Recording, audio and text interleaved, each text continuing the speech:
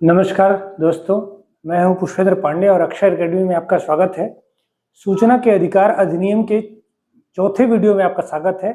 ये वीडियो काफ़ी लंबा होने वाला है और इसमें काफ़ी कुछ समझने को आपको मिलेगा। मैटर ज़्यादा था इसलिए हमने बहुत छोटा-छोटा लिख दिया है क्योंकि बहुत सारा मैटर शामिल होने वाला था। इससे पहले कि मैं वीडियो शुरू करूँ मैं आपसे एक बात कहना चाहता हूँ कि भई मैं आप लोगों के लिए मैटर या कंटेंट इकट्ठा करके ला रहा हूँ और ये पूरे ऑडियो की जो सीरीज है उसको मैं बिल्कुल निःशुल्क चला रहा हूँ आप लोगों के लिए। लेकिन आप लोग मेरे लिए एक छोटा सा काम नहीं कर पाते हैं कि इसको जो है शेयर करने वाला कार्यक्रम भी नहीं कर पाते हैं। तो लाइक कमेंट करना तो अलग बात है, वो तो आपको या चीज़ें समझ में आ रही होंगी या नहीं आ रही होंगी वो तो अलग मसला है। लेकिन कम से कम अगर इसको बहुत सारे लोग तक ये वीडियो नहीं पहुंचा सकते हैं तो मैं आप लोगों के लिए कैसे मेहनत कर पाऊंगा। तो मैं कड़े रूप में आपसे कह रहा हूँ, मैं कड़े रूप में बोल नहीं पाता हूँ, लेकिन आपको मैं बार बार कह रहा हूँ कि इसको अगर जब तक 150 लोग अगर देखेंगे तो ये वीडियो बनाने का मेरा कोई जो उद्देश्य है वो पूरा हो नहीं पाएगा।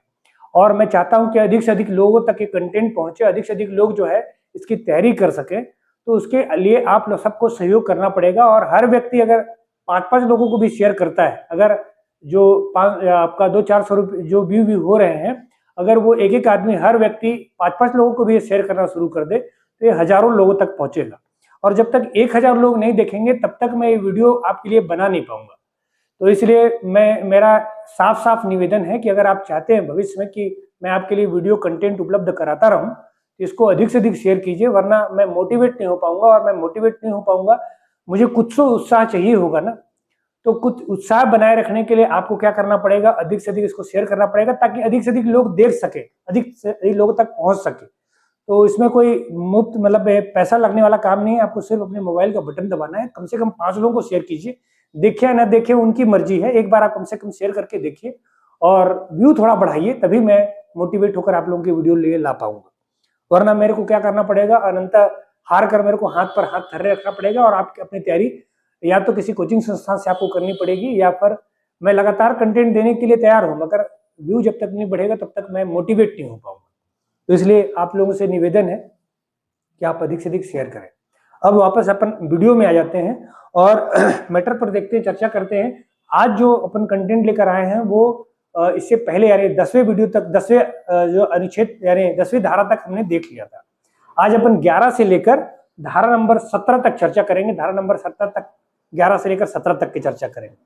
तो धारा नंबर 11 में क्या बताया गया है, धारा नंबर बताया गया है कि पर व्यक्ति या अपरिचित व्यक्ति के बारे में सूचना मांगना। पर व्यक्ति का मतलब होता है कि जब आप कभी किसी ऐसे व्यक्ति के बारे में सूचना प्राप्त करना चाहते हैं जिससे आप अपरिचित हो, यानी आप उस व्यक्ति को बहुत ज्यादा जानते नहीं, लेकिन तब भी आप उसे किसी व्यक्ति पर्सन यानी किसी थर्ड पर्सन के बारे में सूचना प्राप्त करना चाहते हैं, जिसके बारे में जो अगर आपसे व्यक्ति परिचित है तो आप उसके बारे में सूचना प्राप्त करने की आवश्यकता ही नहीं होगी क्योंकि आप उसके बारे में सब जानते हैं। लेकिन अगर किसी ऐसे व्यक्ति के बारे में जो थर्ड पर्सन है और जिसके बारे में आपको जानकारी नहीं है, आपका अपरिचित व्यक्ति है, जिसको पर व्यक्ति कहा गया है इस अधिनियम में, उस व्यक्ति के बारे में अगर जानकारी मांगते हैं तो उनके बारे में क्या प्रोसेस है, ये धारा नंबर कहां बताया गया है, 11 नंबर में बताया गया है। तो अगर आप पर व्यक्ति के बारे में या किसी तीसरे पर्सन के बारे में, थर्ड पर्सन के बारे में अगर सूचना प्राप्त करना चाहते हैं, तब ऐसी स्थिति में जैसे ही वो सूचना अधिकारी को आप आवेदन लिखकर देंगे और आवेदन देंगे कि हम फला फला व्यक्ति या अमुक अमुक व्यक्ति के पास अमुक व्यक्ति की जानकारी चाहते हैं, उनके बारे में हमको बताइए आप, तो वो जो अधिकारी होगा वो तीसरे पर्सन से यानी थर्ड पर्सन से पूछेगा कि आपके बारे में जानकारी दी जानी चाहिए या नहीं दी जानी चाहिए। ये कितने दिवस के भीतर पूछेगा, ये 5 दिवस के भीतर पूछेगा। जिस दिन आप आवेदन देंगे उस आवेदन के 5 दिन के भीतर जो सूचना अधिकारी होगा आपको सूचना देने से पहले उस व्यक्ति से पूछेगा कि इस व्यक्ति ने मतलब आपने ये जानकारी मांगी है कि आपके बारे में व्यक्तिगत जानकारी है, पर्सनल जानकारी मांगी गई है, ये जानकारी हमें देनी है कि नहीं देनी। ये कितने दिन के भीतर पूछेगा, 5 दिन के भीतर पूछ लेगा। अब जो पर व्यक्ति होगा वो उसको व्यक्ति को जो सूचना अधिकारी होगा, सूचना अधिकारी को 10 दिन के अंदर ये सूचित करेगा कि ये जानकारी देनी है या नहीं देनी। अगर उसने कह दिया कि जानकारी नहीं देनी है तो ये मामला वहीं पर क्लोज हो जाएगा, क्योंकि किसी थर्ड पर्सन के बारे में उसके परमिशन के बिना आपको जानकारी उपलब्ध नहीं कराया जाएगा। सूचना अधिकारी आपको सूचना देने से मना कर सकता है। ऐसी स्थिति में सूचना अधिकारी क्या करेगा, आपको सूचना देने से मना कर देगा। लेकिन अगर वो जानकारी देने के लिए कहता है कि हाँ जानकारी उपलब्ध करा दीजिए, इससे मुझे कोई प्रॉब्लम नहीं है, तो जो भी जानकारी मांगी गई है, वो 10 दिवस के ऊपर लिखित रूप से या मौखिक रूप से वो सूचना, जो सूचना आपने मांगा है वो सूचना अधिकारी को उपलब्ध करा देगा। अब सूचना जो अधिकारी होगा आपको 40 दिवस के भीतर इस बात की जानकारी जो सूचना प्राप्त होगी उस सूचना को आपको क्या कर देगा, उपलब्ध करा देगा। ध्यान रखिएगा, पर व्यक्ति के लिए जो सूचना देने का क्राइटेरिया रखा गया है वो 40 दिन रखा गया है, क्योंकि इससे पहले 15 दिन, लगभग 15 दिन कहां खर्च हो जाते हैं सूचना मांगने, लेने, इकट्ठा करने में, जानकारी इकट्ठा करने में 15 दिन समय लगता है। इसलिए जो सूचना अधिकारी होगा वो आपको कितने दिन के भीतर सूचना देगा, 40 दिन के भीतर आपको सूचना उपलब्ध कराएगा। तो क्या ध्यान रखना है कि धारा 11 में पर व्यक्ति या अपरिचित व्यक्ति के बारे में सूचना उपलब्ध कराने के बारे में कहा गया है। जो सूचना अधिकारी होगा उस थर्ड पर्सन से, पर व्यक्ति से 5 दिन के भीतर जानकारी देने की अनुमति मांगेगा।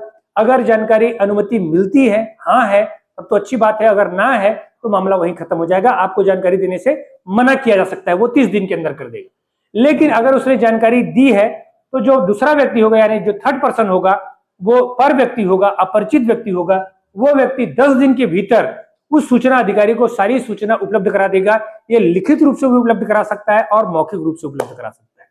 फिर जो सूचना अधिकारी होगा वो 40 दिवस के भीतर आपको, जिसने सूचना मांगी है, उनको 40 दिन के भीतर क्या कर देगा, सूचना उपलब्ध करा देगा। क्लियर है? फिर धारा 12, 13, 14, 15, 16 और 17 एक साथ पढ़ेंगे क्योंकि है इसमें 2 धारा काफी महत्वपूर्ण है। पहला जो धारा है वो धारा 12 है। धारा 12 में क्या है, धारा 12 के अंतर्गत केंद्रीय सूचना आयोग का गठन किया जाता है, और वहीं धारा 15 के अंतर्गत क्या कहता है, राज्य सूचना आयोग का गठन किया जाता है। तो दोनों का ध्यान रखिएगा, केंद्रीय सूचना आयोग धारा 12 और राज्य सूचना आयोग धारा 15। धारा 15 में राज्य सूचना आयोग और धारा 12 में वो क्या है, केंद्रीय सूचना आयोग है। बाकी जो आर्टिकल है उतना जरूरी याद करना जरूरी नहीं है, लेकिन धारा 12 और धारा 15 को याद रखना बहुत जरूरी है। धारा 12 में क्या बताया गया, केंद्रीय सूचना आयोग, और साथ में धारा 13 में बताया गया है कि केंद्रीय सूचना आयोग का कार्यकाल कितना होगा। तो अभी वहां पर चर्चा करेंगे केंद्रीय सूचना आयोग के जो सदस्यों का, और जो केंद्रीय सूचना आयोग का जो मुख्य अध्यक्ष होता है उसका कार्यकाल होता है 5 वर्ष या 65 वर्ष। आगे अपन पढ़ेंगे। धारा 14 में बताया गया है उनकी पद मुक्ति कैसे हो सकती है। तो धारा आगे अपन पढ़ने वाले हैं। धारा 14 के अंतर्गत उनकी पद मुक्ति राष्ट्रपति के माध्यम से होती है, और राष्ट्रपति पद मुक्त उन्हें तब करते हैं जब जो उच्चतम न्यायालय के जो न्यायाधीश हैं वो एक जांच करेंगे, और जांच के उपरांत उनको सिद्ध कदाचार के आधार पर उनको पद मुक्त किया जा सकता है। फिर धारा 15 में क्या बताया गया, राज्य सूचना आयोग। धारा 16 में बताया गया उनका कार्यकाल भी 5 वर्ष और 65 वर्ष जो पहले हो जाए वो रखा गया है। पद मुक्ति उनको कौन करता है, पद मुक्ति राज्यपाल उनको पद मुक्त करता है। उच्च न्यायालय के परम निर्देशानुसार उनकी जांच के उपरांत उनको किया जाता है। तो आपको इन सारी चीजों को मैंने बता जरूर दिया है, लेकिन आपको याद नहीं रखना है। धारा 12 को याद रखना है, केंद्रीय सूचना आयोग, और धारा 15 को याद रखना है, क्या राज्य सूचना आयोग का गठन किया जाता है। अब अपन देखते हैं केंद्रीय सूचना आयोग और राज्य आयोग, इनके बारे में काफी डिटेल में अपन पढ़ेंगे। सबसे पहले केंद्रीय सूचना आयोग का जो गठन होता है वो राष्ट्रपति के द्वारा की जाती है। किसके द्वारा की जाती है, पूछता है केंद्रीय सूचना आयोग का गठन किसके द्वारा किया जाएगा, आपका राष्ट्रपति के द्वारा। और ये किसके आधार पर, राष्ट्रपति, हमारे संविधान में व्यवस्था दी गई है कि राष्ट्रपति अपनी मर्जी से कोई कार्य नहीं करता है, जनरली वो किसी समिति या मंत्रिमंडल के सलाह पर काम करता है। तो जो राष्ट्रपति होगा केंद्रीय सूचना आयोग का जब गठन करेगा तो एक उच्च स्तरीय समिति जो होगी उसके सिफारिश के आधार पर करेगा। किसके सिफारिश के आधार पर करेगा, एक उच्च स्तरीय जो अधिकार प्राप्त समिति होगी उसकी सिफारिश के आधार पर होगा। इस उच्च स्तरीय समिति में कौन कौन होते हैं, 3 लोग होते हैं, एक प्रधानमंत्री, एक विपक्ष का नेता और एक कैबिनेट मंत्री। प्रधानमंत्री, विपक्ष का नेता और कैबिनेट मंत्री। यदि विपक्ष का नेता नहीं है, यानी किसी भी व्यक्ति को विपक्ष के नेता का दर्जा प्राप्त नहीं है, तब संसद में जो विपक्ष में सबसे बड़े दल का नेता होगा वो व्यक्ति इस समिति में शामिल होगा। अब ये तीनों मिलकर राष्ट्रपति को क्या करेंगे, सिफारिश करेंगे कि केंद्रीय सूचना आयोग में उन व्यक्तियों की नियुक्ति कर दिया जाए। तो राष्ट्रपति फिर अध्यक्ष और सदस्यों की नियुक्ति कर देगा। क्या ध्यान रखना है कि इसका गठन, केंद्रीय सूचना आयोग का गठन राष्ट्रपति द्वारा किया जाता है, लेकिन उच्च स्तरीय प्राप्त समिति के सिफारिश के आधार पर किया जाता है। इस उच्च स्तरीय प्राप्त समिति में प्रधानमंत्री होता है, विपक्ष का नेता होता है, या लोकसभा में जो दूसरा सबसे बड़ा दल का नेता होगा वो इसमें शामिल हो जाएगा और एक कैबिनेट मंत्री होता है। ये तय करते हैं कौन चुनेगा। तो ये लोग क्या देखते हैं, प्रधानमंत्री विपक्ष के नेता जो उच्च स्तरीय समिति होती है वो ये देखती है कि कहीं जो सदस्य नियुक्त किया जा रहा है वो किसी विधायिका का सदस्य तो नहीं है। विधायिका कहने का मतलब है कहीं लोकसभा का सदस्य तो नहीं है, तो कहीं राज्यसभा का सदस्य नहीं है, या संसद का सदस्य तो नहीं है, या कहीं विधानमंडल यानी विधायक वगैरह तो नहीं है। तो ये सांसद और विधायक नहीं होना चाहिए। सिंपल साधारण सदस्यों में समझ जाइए कि ये कभी भी जो इस केंद्रीय सूचना आयोग का सदस्य बनेगा वो कोई सांसद या विधायक नहीं हो सकता है, कोई मंत्री नहीं हो सकता। फिर लाभ के पद पर ना हो, लाभ के पद को परिभाषित संसद ही करती है, लेकिन लाभ के पद का कहने का तात्पर्य है किसी नौकरी में ना हो, किसी सरकारी फायदे में ना हो, तो उस नौकरी वगैरह में नहीं रहे, फिर कोई कारोबारी और व्यवसायी ना हो, यानी कहीं और कार्य न करता हो। ऐसे व्यक्ति को ये तीनों मिलकर राष्ट्रपति को सिफारिश करेंगे और उस सिफारिश के आधार पर क्या कर दिया जाएगा, केंद्रीय सूचना आयोग का गठन कर लिया जाएगा। केंद्रीय सूचना आयोग में एक अध्यक्ष होगा और 10 सदस्य होंगे। ये सदस्यों की संख्या अधिकतम है, इससे कम सदस्यों की संख्या भी हो सकती है। ये अधिकतम सदस्यों की संख्या है। एक अध्यक्ष होगा, एक जो अध्यक्ष होगा वो आपका मुख्य सूचना आयुक्त कराएगा, केंद्रीय मुख्य सूचना आयुक्त, और जो सदस्य होंगे वो राज्य सूचना या सॉरी जो अन्य सूचना आयुक्त कहलाएंगे। शपथ इनको कौन दिलाता है, इनकी शपथ राष्ट्रपति दिलाई जाती है। इनका मुख्यालय कहाँ है, दिल्ली में है। वस्तुतः इनका मुख्यालय दिल्ली में है, लेकिन अगर केंद्रीय सरकार चाहे यानी केंद्रीय सरकार अनुमति देती है, ऐसी स्थिति में इसका अन्य कहीं पर भी इसका जो है गठन किया जा सकता है। इनका कार्यकाल कितना होगा, 5 वर्ष या 65 वर्ष आयु तक। यानी अगर कोई सूचना आयुक्त या जो मुख्य सूचना आयुक्त है वो 5 वर्ष तक इसमें काम करेंगे और या 65 वर्ष उम्र पूरी हो जाने तक ये कार्य करेंगे। ध्यान रखना है, साथ में आपको ये ध्यान रखना है कि मान लीजिए कोई जो सदस्य के रूप में काम कर रहा है और अध्यक्ष सदस्य जो है बाद में प्रमोट होकर अध्यक्ष बन जाता है, तो दोनों मिलाकर, दोनों कार्यकाल मिलाकर उनका 5 वर्ष होना चाहिए। या तो सदस्य के रूप में 5 वर्ष पूरा कर दे, या तो अध्यक्ष के रूप में पूरा कर दे, या दोनों पद को ग्रहण करने के बाद वो 5 वर्ष पूरा कर ले। फिर पद मुक्ति और त्याग पत्र अगर देना है तो ये दोनों त्याग पत्र भी देना है तो राष्ट्रपति को त्याग पत्र देगा, और पद मुक्ति भी अगर होगी तो राष्ट्रपति के माध्यम से होगी। पद मुक्ति कैसे होगी, राष्ट्रपति जो सिद्ध कदाचार के आधार पर जो जांच के उपरांत, इसका जांच सुप्रीम कोर्ट के जो न्यायाधीश होते हैं वो जांच करते हैं और ये देखते हैं कि ये व्यक्ति पद में रहने लायक है नहीं। अगर वो व्यक्ति पद में रहने लायक नहीं है तो उसको राष्ट्रपति क्या कर देगा, पद मुक्ति देगा, या फिर ये लोग अपना त्याग पत्र भी देकर देना चाहे तो राष्ट्रपति को त्याग पत्र देकर पद मुक्त हो सकते हैं। फिर वेतन कितना मिलेगा इनको, इनका वेतन उतना ही मिलता है जितना चुनाव आयुक्त को वेतन मिलता है। मतलब अगर अध्यक्ष है तो मुख्य चुनाव आयुक्त के समान इसका वेतन मिलेगा, और अगर सदस्य हैं तो अन्य चुनाव आयुक्त जो 2 और नियुक्त किए जाते हैं उनके वेतन के बराबर इनको क्या मिलेगा, वेतन प्राप्त होगा। पुनर्नियुक्ति, एक बार अगर सूचना आयोग में, केंद्रीय सूचना आयोग में किसी व्यक्ति की नियुक्ति हो गई या सदस्य के रूप में या अध्यक्ष के रूप में, तो दोबारा इनकी पुनर्नियुक्ति नहीं होगी। 5 साल क्योंकि कार्यकाल है इनका, उससे ज्यादा कार्यकाल वो जी नहीं सकते हैं। सदस्य जो है अगर 5 साल से कम अवधि के लिए सदस्य हैं और अगर उनका 65 साल एज कंप्लीट नहीं हुआ है तो अध्यक्ष बन सकते हैं, मगर दोनों का कार्यकाल कितना होगा, 5 वर्ष से ज्यादा नहीं होगा, 65 वर्ष आयु से ज्यादा नहीं होगा। पुनर्नियुक्ति इनमें नहीं है। फिर राज्य सूचना आयोग, जो छत्तीसगढ़ राज्य सूचना आयोग का गठन किया गया था, वो डेट याद रखिएगा, 1 अक्टूबर 2005 को छत्तीसगढ़ राज्य सूचना आयोग का गठन किया गया था और इसके पहले जो मुख्य सूचना आयुक्त थे वो AK बजीवर्गीय थे। जो केंद्रीय सूचना आयोग के इसके पहले जो सूचना आयुक्त थे वो थे वजाहत हबीबुल्ला। ये भी ध्यान रखिएगा, वजाहत हबीबुल्ला पहले केंद्रीय चुनाव आयुक्त के रूप, केंद्रीय मुख्य सूचना आयुक्त के रूप में कार्य कर चुके हैं। फिर इनका गठन कौन करता है, इनका गठन राज्यपाल द्वारा किया जाता है, वो भी एक उच्च स्तरीय समिति के सिफारिश के आधार पर। इनमें उच्च स्तरीय समिति में यहाँ मुख्यमंत्री होता है, एक विपक्ष का नेता होगा और एक जो है कैबिनेट मंत्री होगा।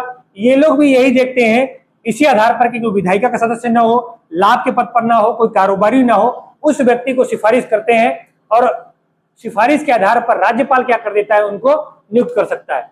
सदस्य कितने हो सकते हैं, तो एक अध्यक्ष होगा और 10 से अधिकतम 10 सदस्य होते हैं, कम हो सकते हैं, 10 से ज्यादा नहीं हो सकते हैं। नियुक्ति और शपथ कौन दिलाता है, राज्यपाल ही इनको दिलाता है। पद मुक्ति राज्यपाल द्वारा होता है, लेकिन राज्यपाल तब इनको पद मुक्त कर सकता है जब सिद्ध कदाचार हो, लेकिन इसके लिए हाई कोर्ट के जस्टिस द्वारा जांच होना चाहिए। जब हाई कोर्ट का जस्टिस इनको जांच के उपरांत दोषी बना देगा तभी ये क्या कर सकते हैं, पदमुक्त हो सकते हैं। कार्यकाल, इनका भी कार्यकाल 5 वर्ष या 65 वर्ष होता है। पुनर्नियुक्ति इनकी भी नहीं है।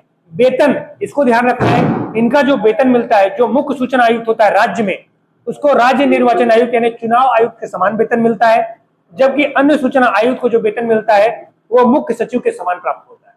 ध्यान रहेगा, दोनों को कंपैरिजन करके देखिएगा। इस राज्य सूचना आयोग का गठन राज्यपाल द्वारा, जबकि केंद्रीय सूचना आयोग का गठन राष्ट्रपति के द्वारा। नियुक्ति और पदमुक्ति राज्यपाल द्वारा होती है। इसमें यहाँ पर भी नियुक्ति और पदमुक्ति राज्यपाल, शपथ वहां राज्यपाल दिलाते हैं, यहाँ भी शपथ राज्यपाल दिलाते हैं। उनका मुख्यालय छत्तीसगढ़ के रायपुर में है, इनका मुख्यालय दिल्ली में है।